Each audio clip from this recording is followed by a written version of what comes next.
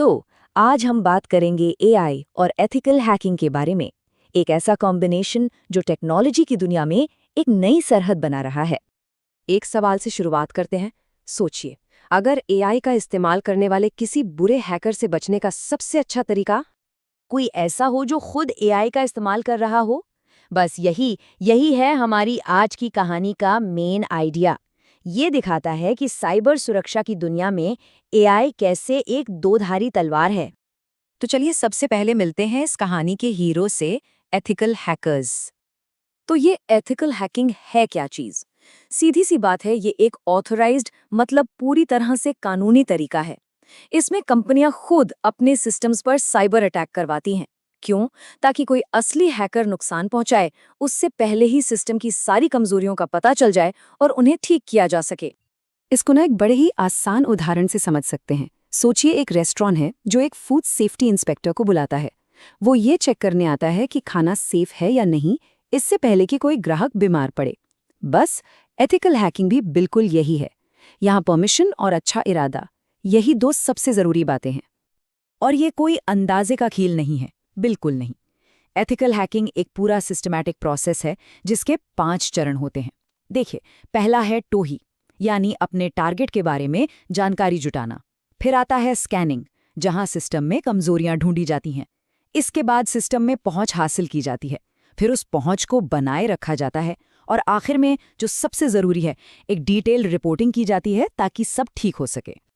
तो अब इन अच्छे लोगों यानी एथिकल हैकर्स की दुनिया में एंट्री होती है एक क्रांतिकारी नए टूल की, आर्टिफिशियल इंटेलिजेंस।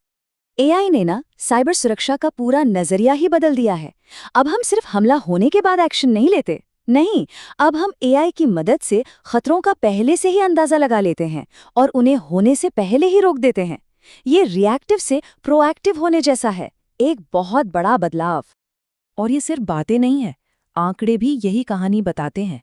जरा सोचिए, जो कंपनियां एआई का इस्तेमाल करती हैं वो खतरों को 70% जल्दी पकड़ लेती हैं।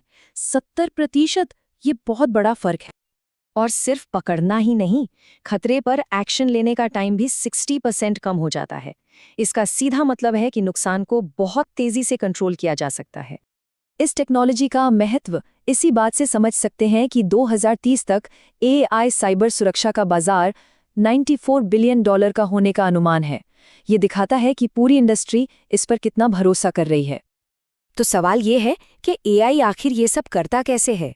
देखिए, ये खुद ब खुद खतरों पर एक्शन लेता है, कमजोरियों का पहले से अंदाजा लगा लेता है, लगातार नए हमलों से सीखता रहता है, और ये जीरो डे हमलों से भी बचाता है। जीरो डे यानी वो खतरे जिनका इलाज अभी तक किसी को नहीं पता। लेकिन कहानी में एक ट्विस्ट है। यही पावरफुल टूल हमलावरों के लिए एक परफेक्ट हथियार भी बन सकता है।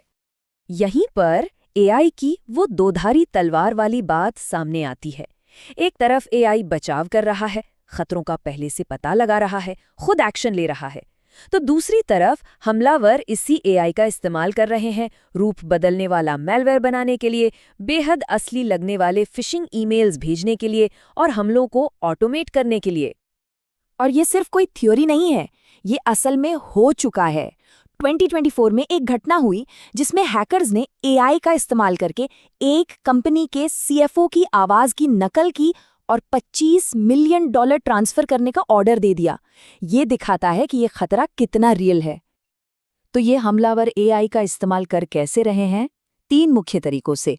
पहला, वो ऐसा मैलवेयर बना रहे हैं जो एआई की मदद से हर 45 मिनट में अपना कोड बदल लेता है ताकि उसे कोई पकड़ न पाए। दूसरा, जेनरेटिव एआई का इस्तेमाल करके इतने असली और पर्सनल फिशिंग ईमेल बना रहे हैं कि कोई भी धोखा खा जाए। और तीसरा, एआई खुद हमलों के लिए कोड लिख रहा है जिससे कम स्किल वाले अपराधी भी बड़े हमले कर पा रहे हैं। तो भविष्य क्या है? भविष्य है एआई की एक हथियारों की दौड़। एक तरफ बचाव करने वाला एआई है और दूसरी तरफ हमला करने वाला एआई, और इन दोनों के बीच एक न खत्म होने वाली जंग। इस डिजिटल वॉर गेम में 2 टीमें आमने सामने हैं।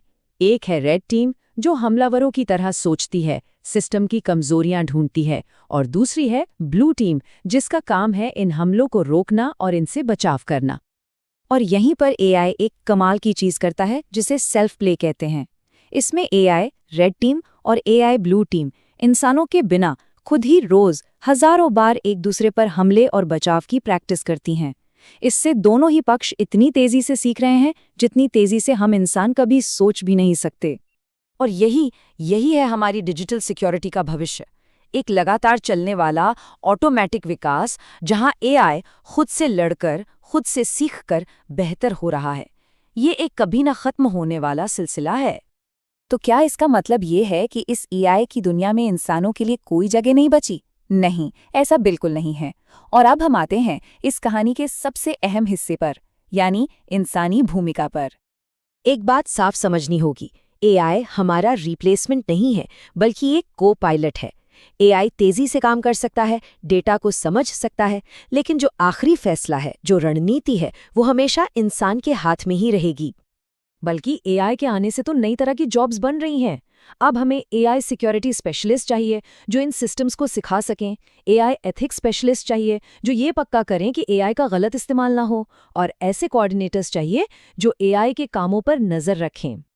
तो आखिर में एक सवाल हमारे सामने खड़ा होता है, जैसे जैसे बचाव करने वाले और हमला करने वाले एआई दोनों और ज़्यादा स्मार्ट होते जाएंगे, तो असली कंट्रोल किसके हाथ में होगा? ये एक ऐसा सवाल है जो आने वाले समय में टेक्नोलॉजी और नैतिकता दोनों की दिशा तय करेगा।